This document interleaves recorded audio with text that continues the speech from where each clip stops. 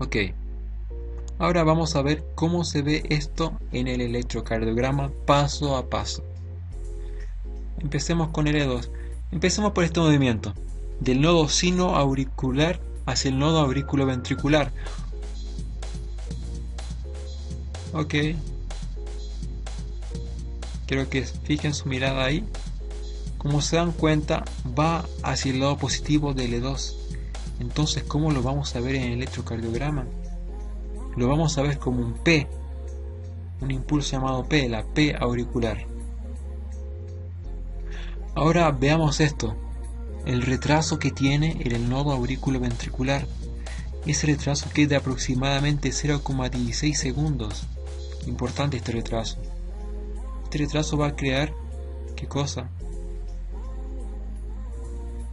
Importante. Este retraso está causado por unas fibras de conducción lenta, las cuales se encuentran en el nodo auriculoventricular.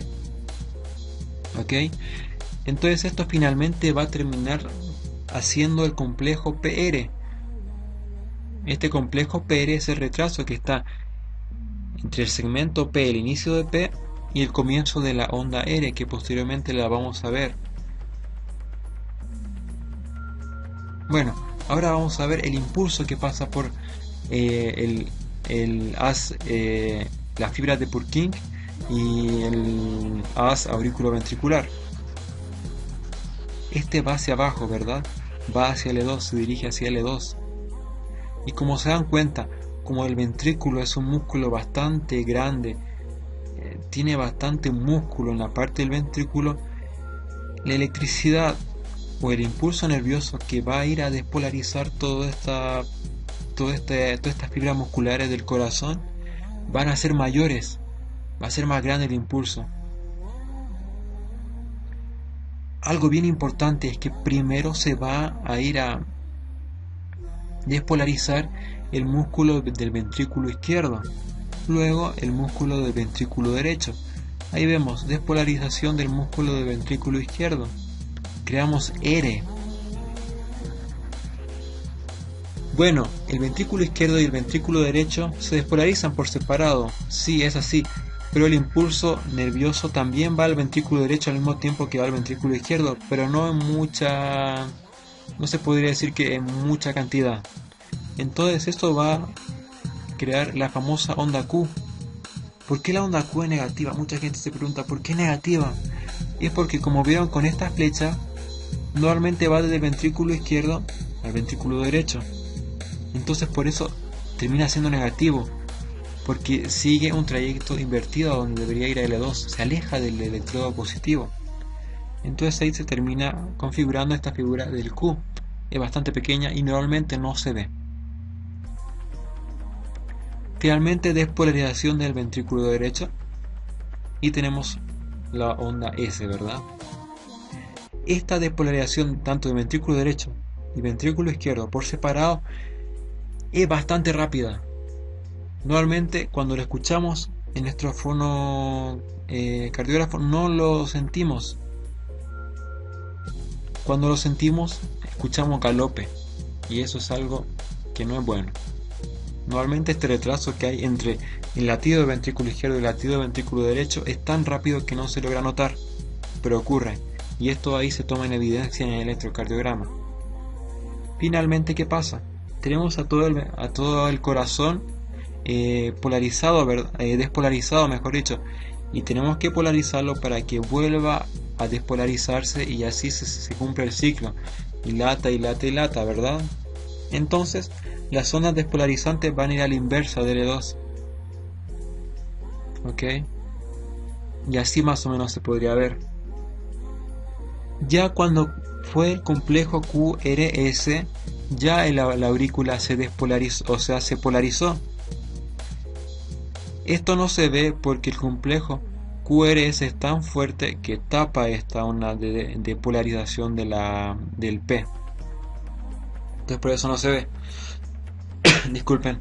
Entonces por eso acá solamente vamos a ver la despolarización del ventrículo. Y esto se ve como una onda T gigante, ¿verdad? Ahora mucha gente va a amar este tip. ¿Por qué? Porque mucha gente se pregunta si la repolarización de este ventrículo va a la inversa del L2, ¿por qué es positivo? ¿Por qué? Mucha gente que incluso conoce el electrocardiograma no se fijó en darse cuenta por qué pasa esto, pero siempre hay un porqué para las cosas. Y ahora vamos a ver cuál es la razón. ¿Por qué la onda T es positiva? Bueno, aquí tenemos a nuestro corazón y aquí tenemos un corte de este. Vamos a concentrarnos más en el músculo, ¿verdad? Eso, más grande. Aquí vemos, ¿verdad?, el epicardio.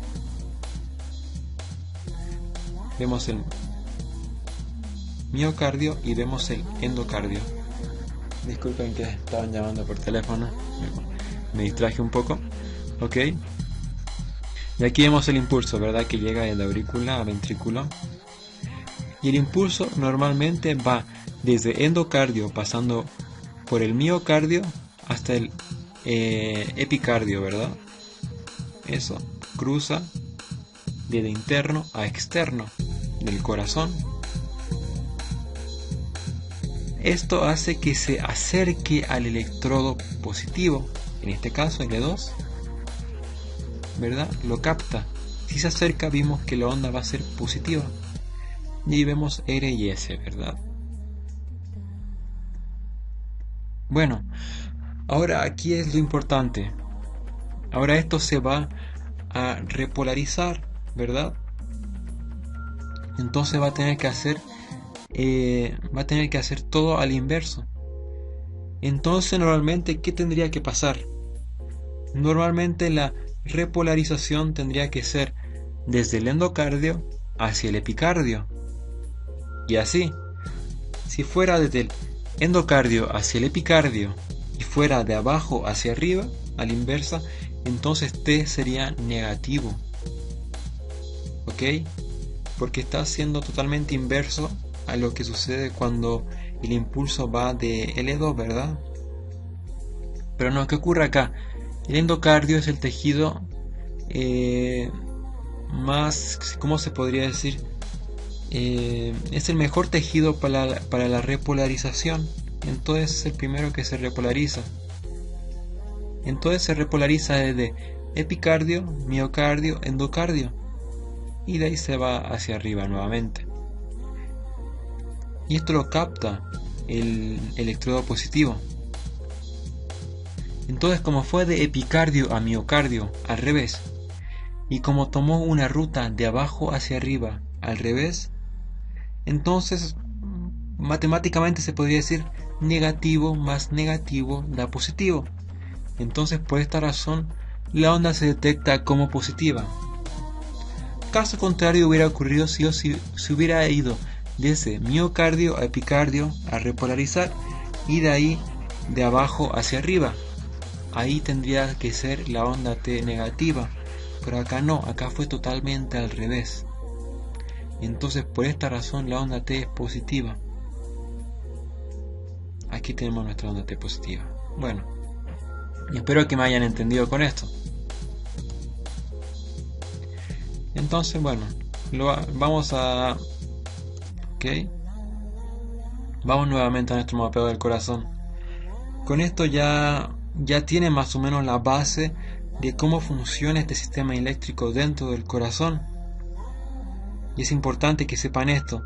Con esto ya también entendieron de qué nos sirve el triángulo de Einthoven y por qué el impulso eléctrico va hacia L2. Por qué normalmente el eje del corazón va hacia L2.